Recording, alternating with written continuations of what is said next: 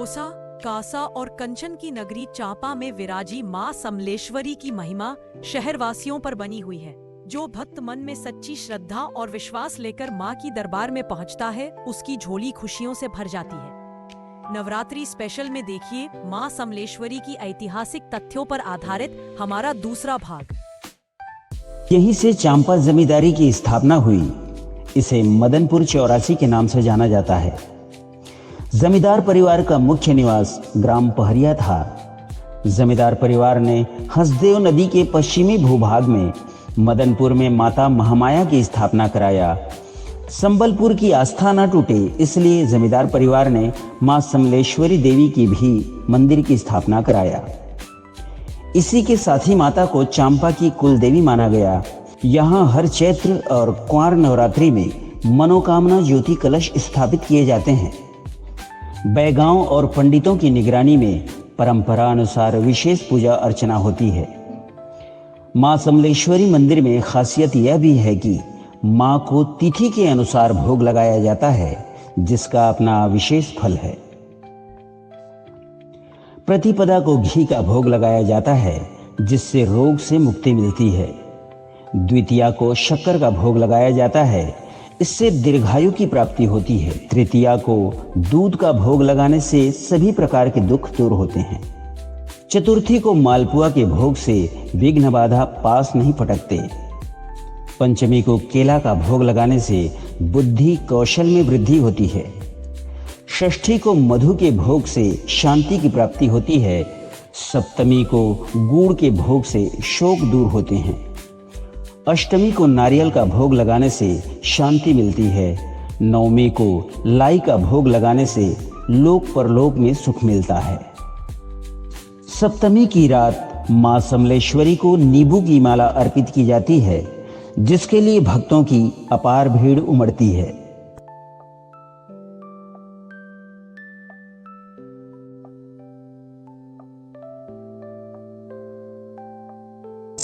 नवरात्रि के दिन जंवारा विसर्जन होता है, जिसमें खासकर महिलाओं की लंबी लाइन लगती है। जंवारा सिर पर धारण करने के लिए महिलाएं सैकड़ों की संख्या में रहती हैं।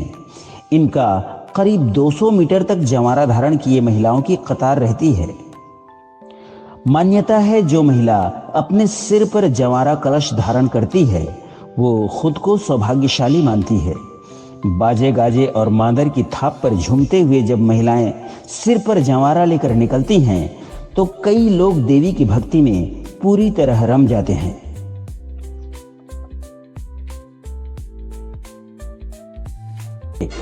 इस दौरान बड़ी संख्या में भक्त अपनी मनोकामना लेकर मां समलेश्वरी मंदिर से करीब 300 मीटर दूर रामबांधा तालाब तक लोड भी मारते हैं।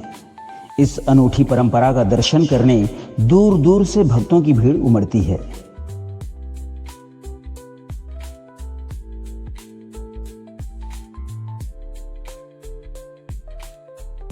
आते हैं, है ना। महिला मन के प्रवेश अष्टमी के दिन रखे और वो रोज हमन पुरुष मन ला प्रवेश नहीं करे रहे, सिर्फ महिलाओं के लिए रहे, महिला मन के रहते वो। हाँ, सप्तमी रात नींबू माला चढ़ी, श्वेत बलि नींबू माला, है ना। और ओकर बाद फिर अष्टमी के ये लग जाते, तो फिर महिला मन के प्रवेश चालू हो जाते। शारदीय नवरात्रि मुख्य माना गया है और शारदीय नवरात्रि इस बार 10 दिन का है। चतुर्थी तिथि 2 दिन के कारण पूरा एकम से लेके नवमी तक 10 दिन पड़ता है। यहाँ शारदीय नवरात्रि के अंतर्गत पुरानी जो परंपरा है, उसके आधार पर पहले दिन से प्रतिपदा से कलश की स्थापना की जाती है। फिर निरंतर सुबेरे और शाम पूजा आरती पूजा अर्चना की जाती है। सप्तमी के दिन माँ भगवती को नींबू की माला, जिसको हम श्वेत बलि के रूप में जानते हैं, वो अर्पित की जाती है। राज परिवार की ओर से, समिति की ओर से और जो जनमानस है उनकी ओर से। उसके बाद अष्टमी के दिन भगवती की पूजा की जाती है। उस दिन भगवती की पूजा में विशेष करके जो हरदियाही कहते हैं छत्तीसगढ़ी में, वो हल्दी का लेप किया जाता है, हरदियाही मनाई जाती है। और अठवाई जिसको कहते हैं छत्तीसगढ़ी में, ये सब भक्तगण अपनी अपनी मनोकामनाओं को लेकर अठवाई के रूप में माँ भगवती के चरणों में अर्पित करते हैं, पूजा करते हैं। वो अष्टमी की होती है। उसके बाद नवमी के दिन, अष्टमी की रात को पूजा और नवमी को सुबह पूर्णाहुति की जाती है। शाम को कलश विसर्जन का कार्यक्रम होता है, वो काफी भव्य है और आसपास के इलाका में या क्षेत्र में ये सर्वोत्तम कार्यक्रम है। ये अभी वर्तमान में करीबन 300 के आसपास कलश का विसर्जन एक साथ किया जाता है। यहाँ से रामबादा तालाब तक ये करीबन 200 मीटर की दूरी होगी है और उसमें महिलाएं अपनी मनोकामनाओं को लेकर और बहुत उत्साह से जनमानस भी उसमें शामिल होता है, सम्मिलित होता है और सब जा करके विसर्जित करते हैं। जवारा विसर्जन करने के बाद पुनः मंदिर लौटती है कलश यात्रा। फिर माँ को की पूजा की जाती है, आरती की जाती है और उसके बाद विसर्जन का कार्यक्रम वहीं समाप्त हो जाता है।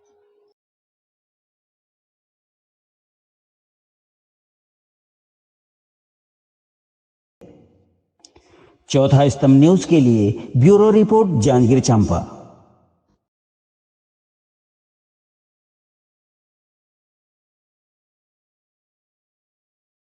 अंजल की ताजा तरीन खबरों के लिए हमारे चैनल को सब्सक्राइब कीजिए और हाँ, बेल आइकन को दबाना ना भूलें।